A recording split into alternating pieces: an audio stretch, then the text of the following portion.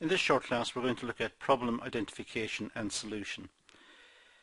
In fact, this material arises elsewhere in videos in the series, so you may have encountered similar material elsewhere. The purpose of this short class, however, is to focus specifically on problem identification and solution. Now we're going to look at different steps in the resolution of the problem. So first of all, we start by identifying a problem. And identify a problem, or more specifically, a discrepancy between an existing and a desired state of affairs. So we're looking, in the context of planning, we're looking at where we are and where we want to be. And the difference between the two represents our problem, represents the issue that we must address. So we've identified the problem as arising as a gap between where we are and where we want to be. Next, we identify decision criteria.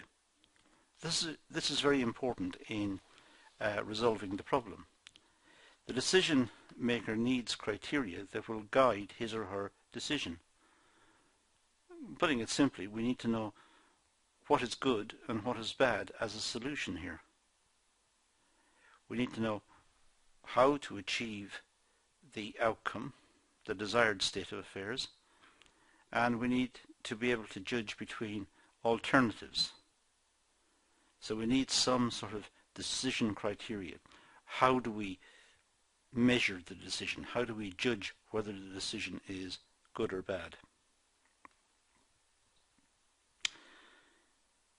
The decision criteria, there might be several, in fact. So what we need to do is to allocate weights to the criteria. We need to give some priority. When we have identified the problem, we might identify 3 or 4 solutions. Well, we want to select the best one. So the best one will be the one that has the greatest weight. In other words, the one that is most important. This is the one we give priority to, and we reject the others. So if we have 2 or 3 solutions, one will be best, and we'll select the best one. We also develop alternatives. This requires the decision maker to list the viable alternatives that could resolve the problem. So we list out all the solutions. We know we're looking for the best one, but we list out all the alternatives.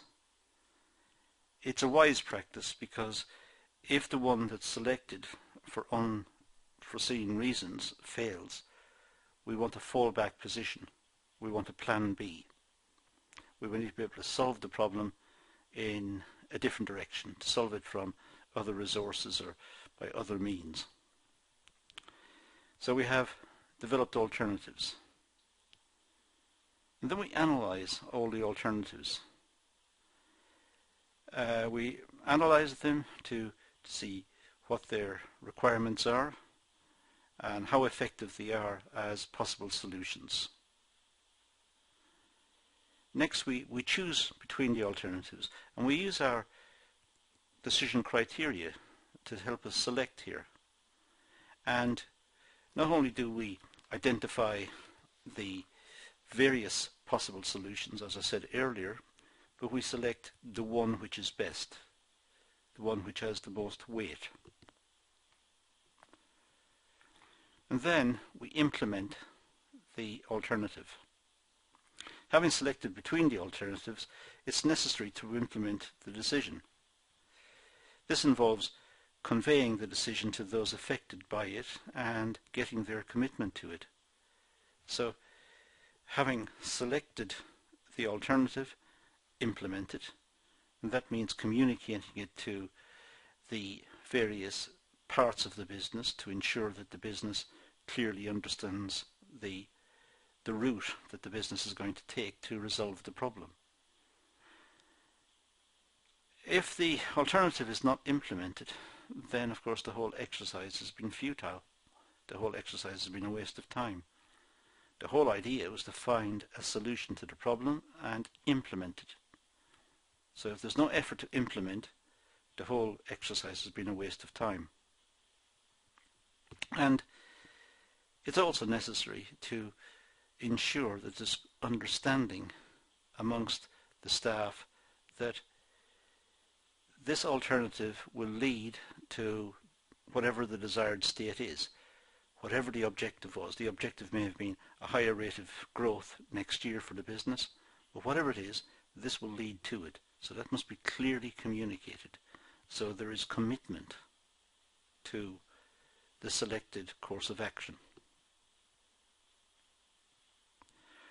And then it's necessary to evaluate the decision effectiveness.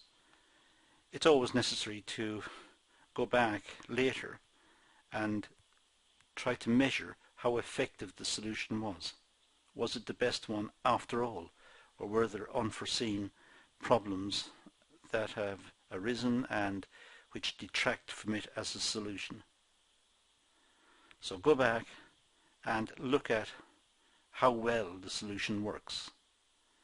If it's not working well, you may have to iterate the problem, iterate the whole procedure, I should say. Go back to the start and look for a new solution, or go back to one of the alternatives which was rejected at the earlier stage.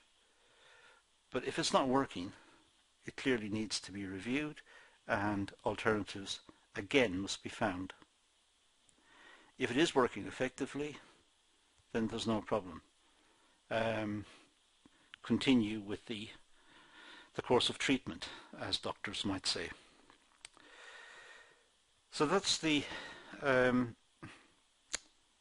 us setting out the identification of a problem and the solution of the problem. That's our interpretation of it.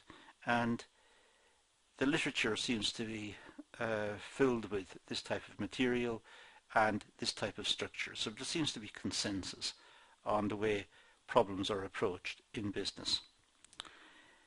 There are practical issues that I haven't discussed. For example, the problem may be reviewed by a team. The team may have issues. The selected solution may not be one person or one manager's responsibility. It may be by a team. It may have been selected by majority decision. There are lots of issues that we could get into, but just to keep it simple, that's all we're going to do on this topic at the moment. So I'm going to leave it at that and say thank you for watching.